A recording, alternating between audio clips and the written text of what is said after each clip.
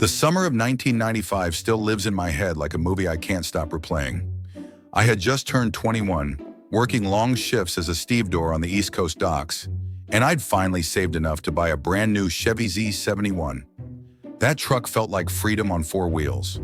The first thing I wanted to do was drive it back home to West Virginia, to the town I hadn't seen since my mom and I left in the late 80s.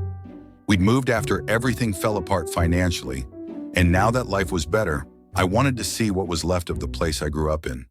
When I got there, it was almost empty. My old friends had all moved away, the local diner was boarded up, and the air smelled like old rain and forgotten summers. One afternoon, I decided to visit my childhood neighborhood, a row of houses that climbed the side of a huge hill. The bottom half was pavement and mailboxes, but the top was nothing but woods.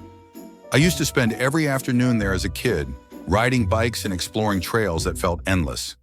At the top was a dirt access road that led to a massive water tank.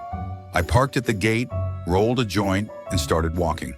The sun was dropping behind the ridge, turning the trees gold. The smell of pine and damp soil hit memories I didn't know I still had. By the time I reached the water tank, the crickets were singing. It looked exactly like it had when I was 10, graffiti, rust, and all. I sat for a bit, smoked, then started heading back. Halfway down the trail, I heard someone call out, "Leon, we're down here." The voice came from just off the road, down a small slope.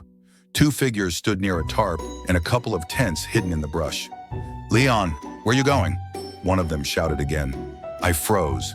My name's not Leon. I didn't say a word. I just turned and ran. Gravel scattered under my boots as I sprinted downhill. When I glanced back, both figures were chasing me. One yelled, "Leon, it's me!" I didn't stop to find out who me was.